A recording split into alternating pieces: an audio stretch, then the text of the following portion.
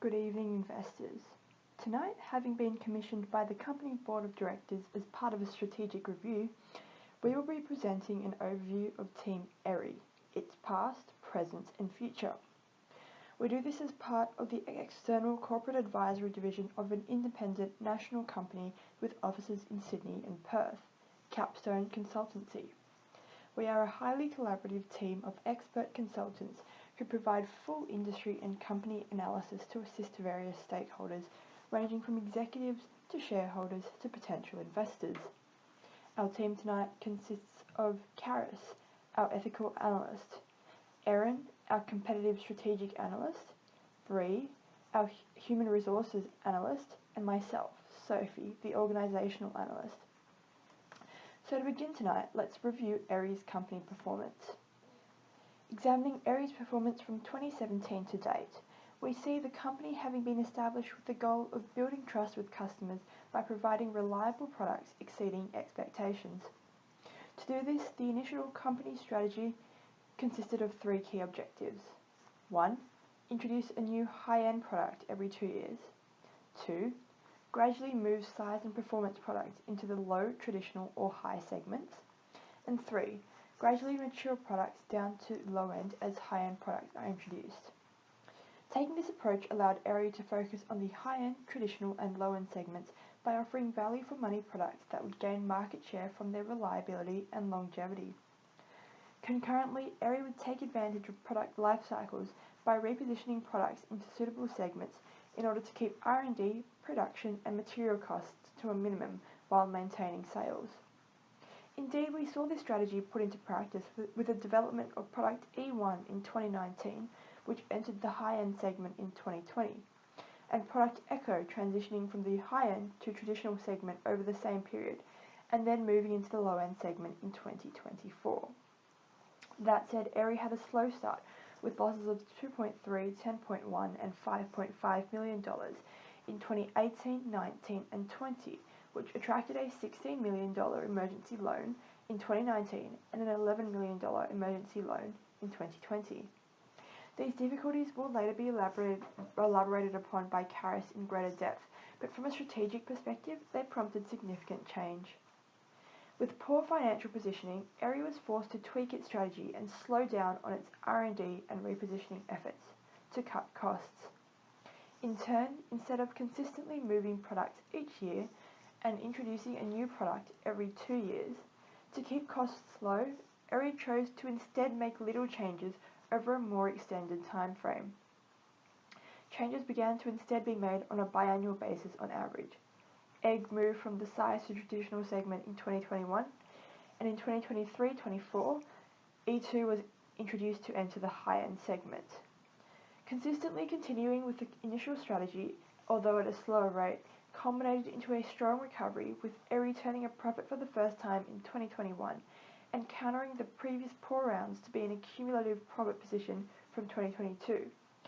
The strong market share and profits continued to rise consistently, barring a small hiccup in 2024, with overinvestment and low borrowings causing an emergency loan.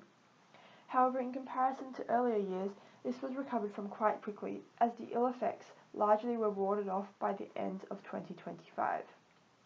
Ultimately then, we see Erie's strategy staying fairly consistent over time, but critical incidents indicating poor financial positioning, prompting the evolving of the company from one that was fairly eager to invest in growth and change, to one that still had that vision, but acknowledged the need to do so at a slower pace. Now, Karis will go into greater depth in relation to these mistakes and how they impacted the company. Even though Erie entered the market with minimal faults, this was in no comparison to the second week, tripling the lack of asset turnover, being the only company within the market to suffer from an emergency loan. Products made little positioning in segments or even at all. However, 2020 was a year that Erie experienced improvement in some segments. Erie's market share remained stable and on an average between 12 to 15%, not setting any new market records over the 8 years though. Findings show that Erie learnt from their mistakes early. The organisation found a comfortable position but didn't really proceed to take risks to develop an alternative strategy or increase expenditure, appearing quite afraid of resulting in another emergency loan. For future mitigation, it is recommended to Erie that they revise their strategy again within 2 to 3 years of their previous strategy to ensure security and/or development of a market share. Through further analysis, we provide our recommendations of strategic development for the next 3 years, as we suggest that Erie's strategy needs to be revised and not remain the same over 8 years, yet being constantly reviewed. Erin will talk about this later on in the presentation. The company can easily recover from these mistakes, however, by simple procedures for the likes of elaborating on their decisions and not being so modest in spending money on promotion and research development, however fewer expenditure in labour costs. Through findings, we determined that Erie evaluated their mistakes yearly and did progress from this, noting to not make such mistakes ever again. Erie's increase in the market from yearly mistakes was considered at the end of each financial year, allowing them to grow annually, improve, however remain stable. Let's talk ethics. The ethics summary of Erie, withdrawn from the Capstone career, is neutral. Demand of products remained stable through the 8 years, and demand factors and material costing did not decrease due to the ethics behaviour of Erie. Stakeholders of Erie were considered in the beginning of the market entry, and investors and companies did not respond desirably to the poorly positioned products within the first year, just out of the 8. However, the investment that Erie made into human resources can be positively reviewed by society as they provided employees within the workplace satisfaction and security and remain to do so today. Erie is the highest paying company within the market, rewarding their employees accordingly. They set the highest hourly rate on an average of $35 an hour, sometimes getting up to $36 an hour, alongside a salary increase of 6% annually, favouring employers to strike out 0 days within the year. According to Professor Hubbub from St. Aslam College, employers pay employees what the market will bear and what the market thinks labourers should be paid. Erie has paid employers above the average industry and market rate. However, have they done this so by asking the ethical question, why should we be paying the market rate and can they live off this rate? Addressing the grey area of compensating employees, Erie has definitely done so today by providing an annual raise of 6% and a profit share of an average market rate at 2.4%. Society, however, may ethically deem this at times scandalous in comparison to other situations that are momentarily circling the news, like Wells Fargo and the Chelsea soccer player Gary Johnson. While though reviewing Erie it is to Capstone's Consultancy's belief that employees have been well rewarded for their loyalty and education due to the lack of strike days and zero separation of employees. However, society does consider companies ethically sensitive when providing employment to the community. Yet Erie's intake of new employees is considerably low compared to competitors within the market, being around 50 employees per year, while their competitors can be above up to 250.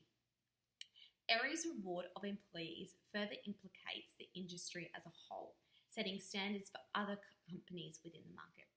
Due to Erie not being conservative with employees' rates of wages, if a recession does occur, it can be difficult to decrease labour costs and wages. Other companies can afford to decrease wages by $1 or $2 by having the lower wage rate set already. However, if Erie does get caught up in a recession due to economy of scale, they will need to decrease their hourly wage by up to $5, sometimes $6 due to having the higher wage rate.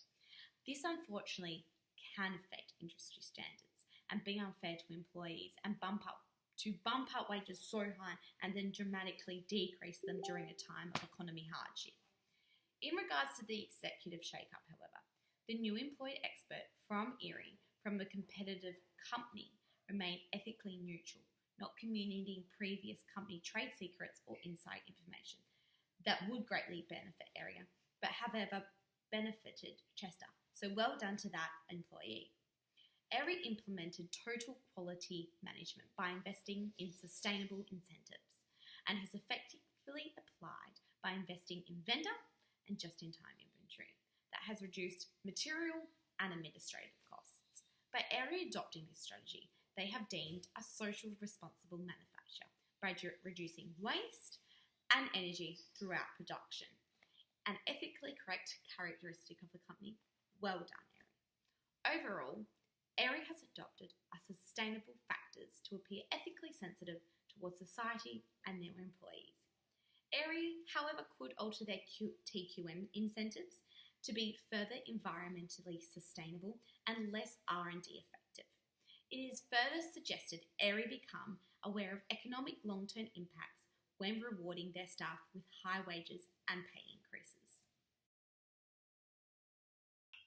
In 2022 and 2023, the 2 years that directly followed the executive shake-up, Erie's overall profit declined by half, dropping from $8 million down to just over $4 million.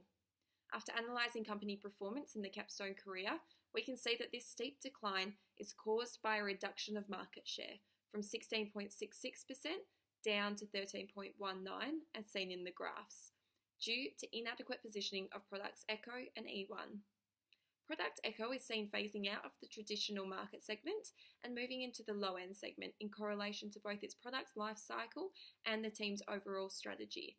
Yet, along with product E1, it has been insufficiently maintained in the research and development department, causing this fall in market share.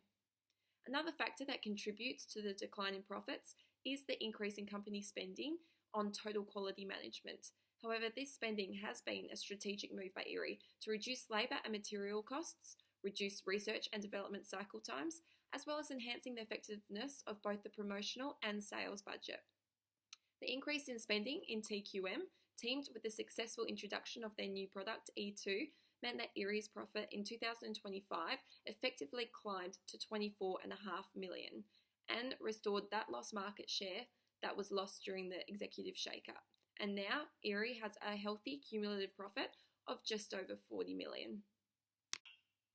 Erie has kept the same strategy both prior and post the executive shake-up, focusing their products in the traditional, low-end and high-end markets and providing reliable products at a competitive price in comparison to other companies.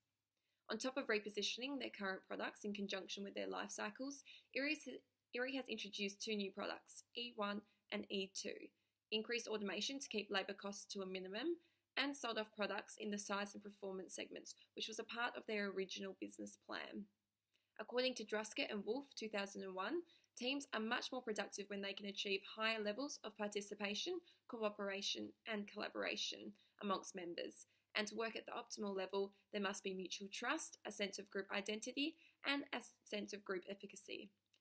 Erie faced dynamic changes within the company at the time of the executive shake-up, yet managed to effectively work through this, creating the positive team environment, as just mentioned, to achieve their goals.